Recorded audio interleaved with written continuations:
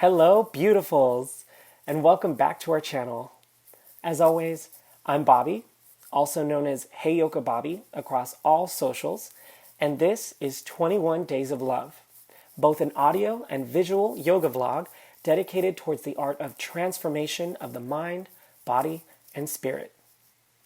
We are on day 2 as we continue on our journey, and before we get any deeper into it, don't forget to like, comment, and subscribe to our channel here at Sphere, where it's your sphere and your story that make you special. So now that we've kickstarted the engine, let's get this show on the road.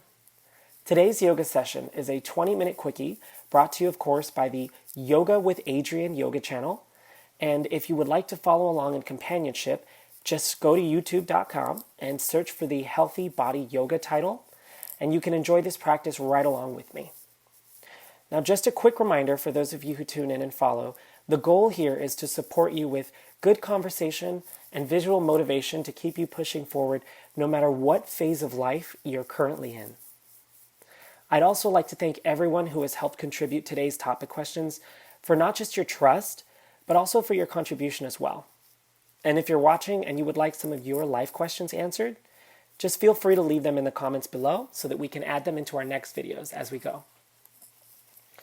So our first question today falls in the mind category, and it's posed from the perspective of a young female cisgender preteen asking, I feel depressed at times, and I'm not sure what to do. In mentioning this to others, my feelings often get brushed off and disregarded. What now? Well, first and foremost, you are beautiful, and you're never alone, no matter how subjective you think your situation is. That's one of the first things I like to remind anybody who opens up and asks me the question of what to do now and where to go. You should start by congratulating yourself for just reaching out, period. Often, and I've seen this too many times, not many people like to reach out, whether it's because you don't want to be a burden to someone else or you just don't want to expose or showcase the parts of you that you think are weaker or that are more difficult to deal with. We tend to clam up and we tend to be very sort of like self-oriented, self-centered, and sometimes it could be a little selfish.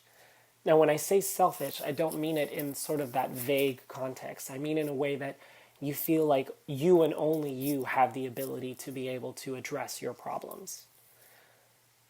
So I believe the first thing for you to do is to congratulate yourself on the fact that you opened this up. Even if it is to me, who's just a person out here trying to put that love back into the world. When it comes to the feelings of depression and emotions that feel close to being depressing, it's a matter of understanding that you can take those feelings and never devalue them. Never think to yourself that they are supposed to be compared to one or another person's way of being or their feelings. So in your question, you mentioned that you've reached out to people and in more times than not, your feelings have been brushed off and disregarded. And that may not be great, that may not be good, but it is okay. And it's okay because the more you continue to use your own bravery to reach out to different people, the more you're going to find that you need those people who are going to brush off your feelings and try to devalue them to express that to you so that you know exactly where not to go. Knowing what you don't want helps get you closer to what you do. So when someone that you present something to sort of dismisses the way you feel or the way that you're perceiving things, there's no sense in arguing with them or trying to convince them of what you feel being real. You already have a hard enough time convincing yourself, as we all do, what's real, what's not, what's worth it, what's not. So instead, just be grateful that you were able to actually first project this out to someone positively, and then be appreciative that they gave you feedback in the first place. Even if it's not what you wanted, they did give you something. And what they gave you was, I don't really believe in this, I don't think this is real. And then whatever advice they give you from there, you can either take it or you can leave it. That's what's so great about having that freedom of choice. So I would recommend that you continue to seek out other people, anyone else, whether they're in your trusted, you want to start with your trusted associative, like your friends and your family. And then if you're able to, or as time passes, your bravery will evolve and it'll develop so that you can reach out to people outside of your trust circle. Granted, there are many resources, whether you go online or whether you just try to look in different spaces. Right now, you can call numbers that are out there. There are many different ways to be able to reach out, but all of the reaching out itself is supposed to remind you, as it reminds all of us, that you're not alone. And as I mentioned in the beginning of answering the question, no matter how subjective you think your feelings and your circumstance is, there's over 1 billion people living on this planet. Every single one of us has our own story, but in a way, there's a lot of different parallels that you'll find throughout your life. You're young. And of course, young is also very subjective, but being a preteen, you're barely starting to get your feet into the waters of the world. So the fact that your mind is already thinking about this, the fact that your mind is already moving like this is impressive. This is intense. And these, a lot of people think that the normative is for you to just spend time being young. But if life and circumstances put you in a place where you have to think about these things and they're presented to you, they're important. They're valuable. So keep using your bravery and remember that if you could tell one person, even if that was someone who was right there living with you, you're going to be able to tell someone else. Granted, you want to do so in a way that's not going to make you feel like you're just showcasing and exposing yourself all over town. So I don't mean in a vague sense, go tell every passerby, but take the time to remember that the more you reach out, the more you're putting your hands into what is considered this toolbox of other human beings that have so many things to give you in return. And it starts with you remembering that you're important and you're beautiful. Whether you consider depression to be a phase or you consider it to be a sickness, whether you want to look at it from a medical perspective or you want to look at it from like a real world perspective, or even honestly, if you want to look at it from a scholastic perspective, if you're someone who's, if you're really school oriented and you're trying to find the research or help within text, you're going to find that all of it sort of correlates to you making sure that you're not alone.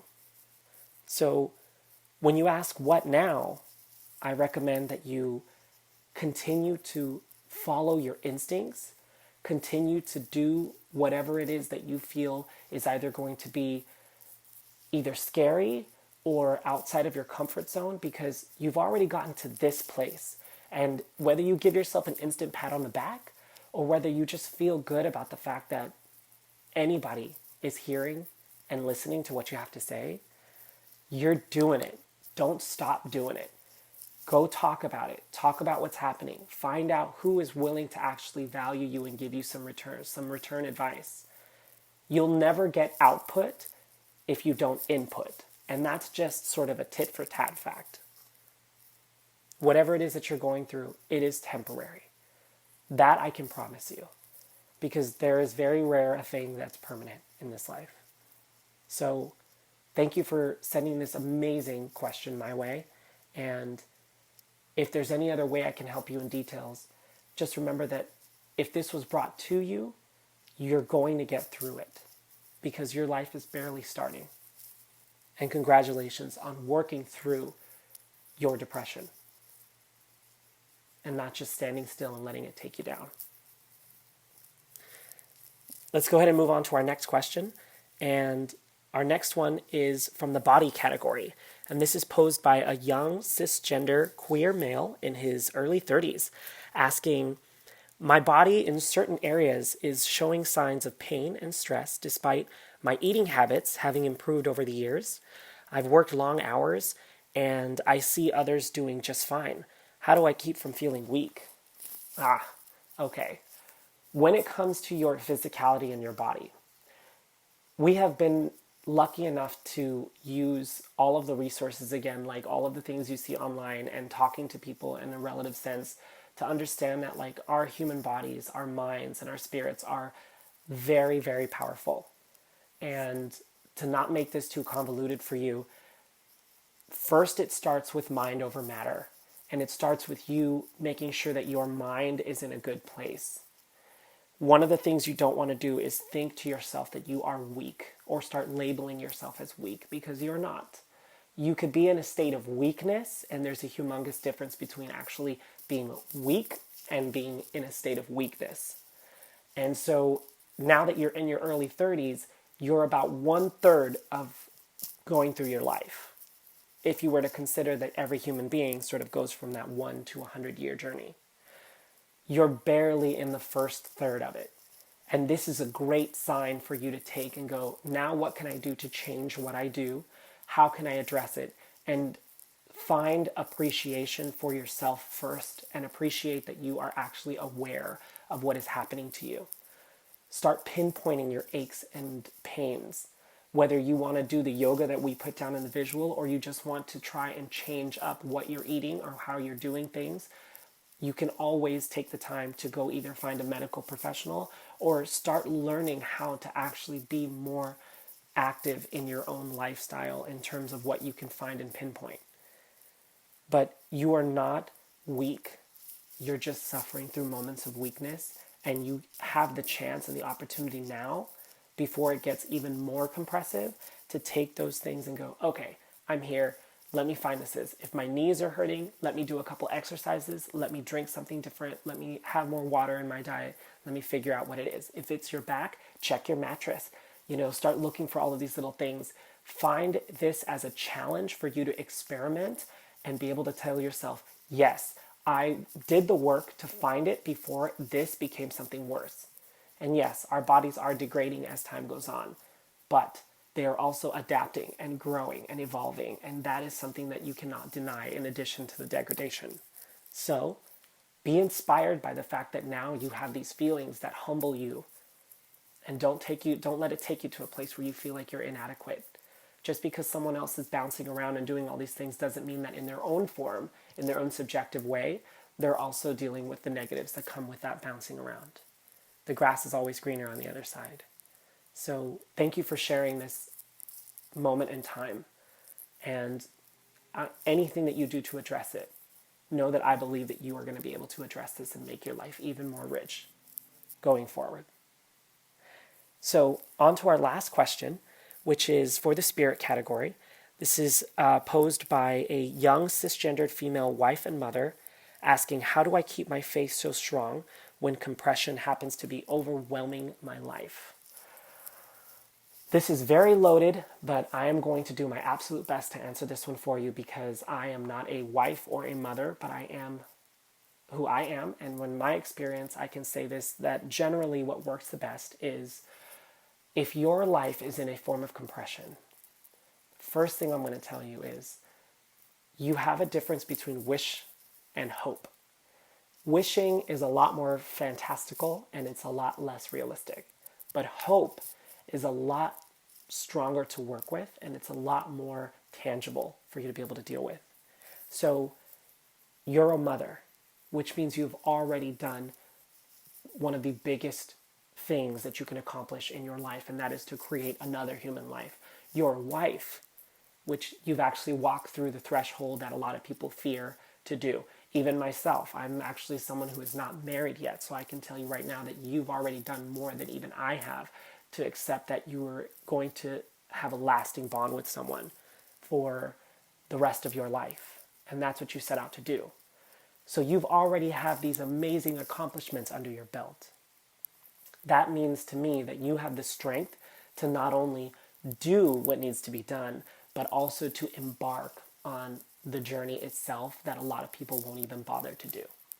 So congratulations to you for everything you've done as a wife and a mother. You are a hero to so many, despite you maybe feeling like you're a zero on most days. And I hope you don't, because you're definitely far from a zero. When it comes to compression overwhelming your life, the biggest gift that I can give you in terms of an answer is If you want hope to live in your marriage, if you want hope to live in your family, then be the hope that lives in your family and in your marriage. Yes, things are compressive. You're going to have to reach out to as many different resources as you're going to need, whether it be family or friends or, the government or whatever it is that is going to be able to support you. You have to find it. And you being a mother, you already know how to find it. You've already done what needs to be done, so keep doing it and keep pushing. And remember that whether it's your children who are starting to deal with this compression right alongside with you, or your husband who is probably dealing with just as much, but in a completely different way, like on the other end of the spectrum, if you continue every time you wake up to move and be that hope, hope will live in you and it will emanate through your family. Your family is always going to be in need of at least one beacon, no matter where it comes from. And the great thing about you being the matriarch, which means you being the mother, the woman, the lady of the house, you being that matriarch means that you're able to give the strongest love. I believe you're going to have the power, and you always have had the power to be able to give the most brilliant form of that love, hope, and shine. When you wake up in the morning, remember that you have given so much out. And remember that you deserve to give yourself something in return every day. You deserve the rewards just as much as you deserve the benefits, just as much as you've earned everything that you've gotten. And if you don't believe in earned or you don't believe in deserved, well then allow yourself to be able to give yourself what you need on a daily. You're a beautiful human being. You're one of the most beautiful. A mother is one of the most beautiful things that you can become as a human being. And you've successfully done this. So keep remembering that you are hope. You don't need it to be brought to you. You don't need it confirmed from you. You don't need reciprocation. You are an endless and limitless energy that is going to be able to just bring that hope at any given moment.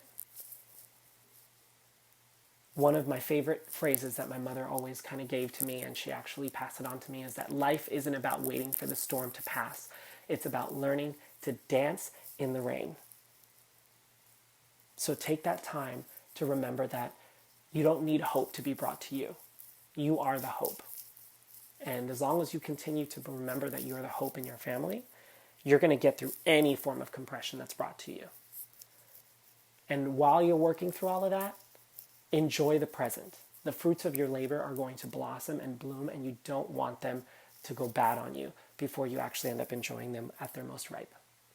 So congrats and thank you. Thank you guys for watching. This has been an incredible session, and I hope you enjoyed. We'll see you on the next video for day 3.